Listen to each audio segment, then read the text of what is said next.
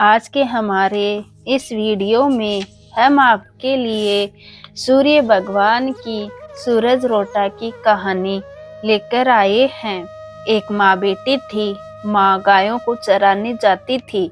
चैत्र का महीना आया, सूरज रोटे का व्रत आया। माँ रविवार का व्रत करती थी। बेटी ने कहा मैं भी व्रत करूंगी। माँ ने कहा तू क्या करेगी? बेटी ने जिद किया तो माँ ने कहा अच्छा मैं गायों को चरा कर आती हूँ, तुम 2 रोटे बना लो, मैं गाय चरा कर आऊंगी फिर पूजा करूंगी। बेटी ने ऐसा ही किया। माँ का रोटा तैयार हुआ। इतने में सूरज भगवान एक साधु का वेश धारण करके आए और आवाज लगाई, घर की देवी भिक्षाम देही। तब बेटी बोली, महाराज माँ का रोटा तैयार है, मेरा रोटा भी बना नहीं। और आवाज लगाई। बेटी ने मन में विचार किया कि घर में आया हुआ साधु भूखा जाएगा। बेटी ने माँ के रोटे में से थोड़ी कोर करके साधु को दे दी। माँ गाय चराकर घर आई तब बोली, ला बेटी बहुत भूख लगी है, रोटा दे। बेटी ने थाली परोस दी। आधा टुकड़ा रोटा देखकर माँ ने पूछा। तब बेटी बोली, यह टुकड़ा तोड़कर साधु को दिया है। इतना सुनते ही माँ क्रोधित होकर बेटी पर बिगड़ी और जिद करके बोलने लगी, जीऊं ही रोटो दे, सागे रोटो दे, पण पूरो रोटो दे, घी रोटो दे, रोटा माँ की कोर दे और सागे दे। इस प्रकार में बार बार पुकार सारे नगरी में घूमने लगी। इस बात की रट लगाई। बेटी ने बहुत समझाया कि तुम मेरा ले लो, पर वह मानी नहीं। बेटी सुन सुनकर उदास होकर वहां से भागी और माँ पीछे पीछे पागलों की तरह पुकारती चली गई। बेटी भागती भागती वीरांग जंगल में पहुंच गई। डर के मारे विश्राम करने के लिए एक पीपल की झाड़ पर चढ़कर बैठ गई। ऐसे करते करते 2-4 दिन हो गए। वह भूखी प्यासी बैठी थी। सूरज भगवान को उस पर दया आई। सूरज भगवान ने पानी का लोटा और चूरमे का लड्डू एक कटोरी उसको दे दी। एक दिन राम के राजा कंवर शिकार खेलने आया। वापस लौटते समय वह उसी पीपल की झाड़ के नीचे आकर ठंडी छाया में बैठ गया। और वह यहाँ कितनी ठंडी छाया है। वह भूखा प्यासा था, बेचैन था, पर इस वीरांग जंगल में पानी कहाँ ढूंढे। बोला कोई पानी पिला दे तो अच्छा हो। तो ऐसा कहते ही लड़की ने ऊपर से पानी गिराया और नीचे से राजा का कंवर बोला, मुझे तो बहुत भूख लगी है, कोई खाने को दो तो अच्छा हो। तब इस लड़की ने ऊपर से चूरमे का लड्डू गिराया। राजा के कंवर को ही भूख मिट गई। वह कंवर विचार करने लगा कि यहाँ कोई है।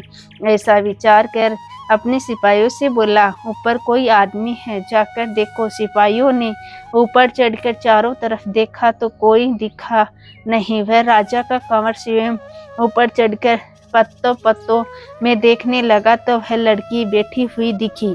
राजा का कंवर बोला कि तुम कौन हो?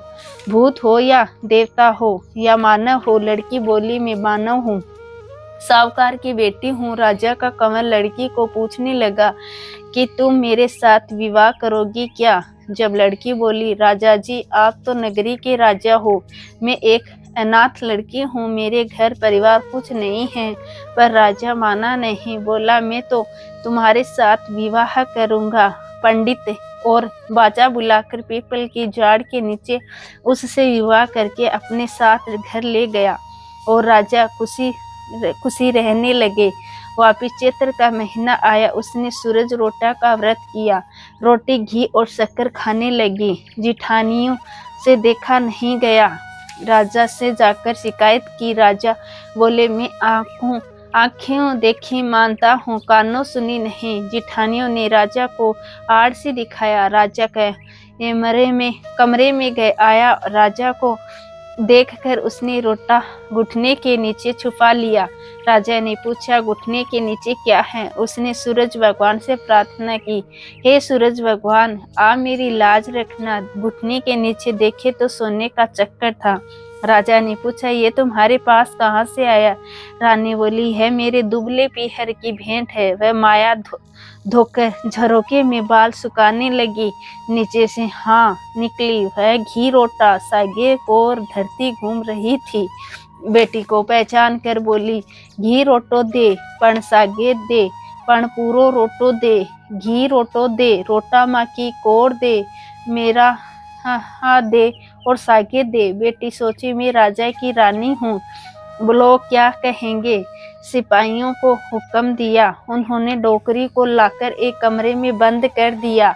राजा को मालूम पड़े रानी ने एक डोकरी को ताला में बंद कराई है। राजा बोले, रानी जी चाबी दे दो। उस 6 कड़ों की चाबी दी, 7वें कड़े की चाबी ना दी। राजा जी 7वें कड़े की चाबी लेकर कोठा खोलकर देखे तो सामने सोने की प्रतिमा थी। जब राजा जी रानी को पूछने लगे, यह क्या है? रानी ने उत्तर दिया, यह मेरे दुबले पीहर की भेंट है। राजा के मन में आई कि ससुराल तो मुझे देखना जाना है। राजा जी बोले, मुझे आपका पीहर देखना है। रानी बोली, राजा जी मेरा पीहर कहाँ है? आप तो मुझे पीपल के झाड़ के नीचे से विवाह करके लाए थे। राजा जी हट करके बैठ गए। जब रानी जी ने सूरज भगवान से प्रार्थना की, हे भगवान रात भर पूरा करो, और 1.25 पहर का पीहर वास मांगा। सूरज भगवान ने स्वप्न में आकर रानी को 1.25 पहर का पीहर का वासा पीपल के पेड़ के नीचे दिया। राजा रानी के पीहर गए। वहां नौकर चाकर हाथी घोड़े साथ सामान सब साथ में लिया। जिस झाड़ के नीचे रानी को लाए थे उस झाड़ के पास पहुंचे। आगे क्या देखते हैं, एक सुंदर नगरी बसी है।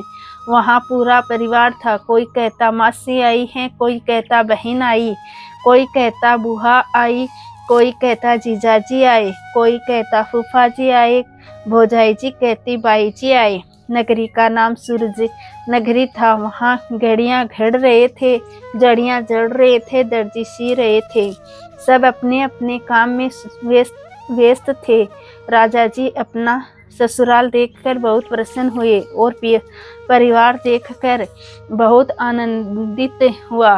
राजा रानी वहाँ जी में खूब आदर भाव हुआ। 1.25 पहर होने लगा। रानी राजा जी को बोले, अब हम लोग वापस घर चले।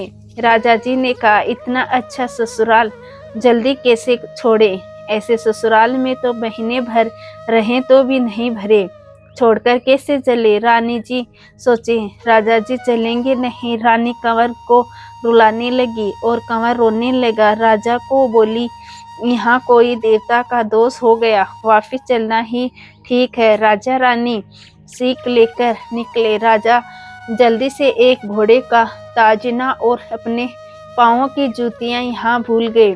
थोड़ी दूर आ गए, पीछे याद आया तब वह बोले, रथ वापस घुमाओ, मेरा ताजना और जूतियाँ रह गई।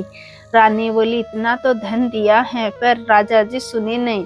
झाड़ के नीचे जूतियाँ पड़ी थी और ताजना लटका था, और कोई परिवार नहीं था और कोई नगरी नहीं थी। जब राजा जी पूछे, ये क्या रानी जी? जब रानी जी ने उत्तर दिया, महाराज मैं सूरज रोटा का व्रत करती हूँ, तो सूरज भगवान ने मेरी लाज रखी है। अभी तो आपने जो देखा वो सब सूर्य की कृपा से मिला है, और आप मुझे झाड़ के नीचे से लाए, सो वही मेरा पीहर हुआ। आपकी हट के कारण मैंने सूरज भगवान से 1.25 पहर का पीहर मांगा था। सूरज भगवान ने मुझे 1.25 पहर का पीहर वास दिया था, इसलिए आपकी दोनों चीजें वहाँ मिली। मेरी माँ का रोटा खंडा हुआ, वह इसलिए पागल हो गई। वह नगरी में आई थी, तब मैंने उसको कोठे में बंद करवा दिया, तो वह उसकी सोने की प्रतिमा हो गई। फिर राजा जी ने नगरी में ढिंडोरा पिटवाया कि सब कोई चैत्र के रविवार को सूरज रोटे का व्रत करना। पीहरवास के लिए सब लोग सूरज रोटा का व्रत करने लगे। हे सूरज भगवान, उसको पीहरवास दिया, वैसे सभी को देना। उस पर कृपा की, वैसे इस कहानी को कहते सुनते और हुंकार भरते सब पर अपनी कृपा करना। बोलो सूरजी भगवान की जय।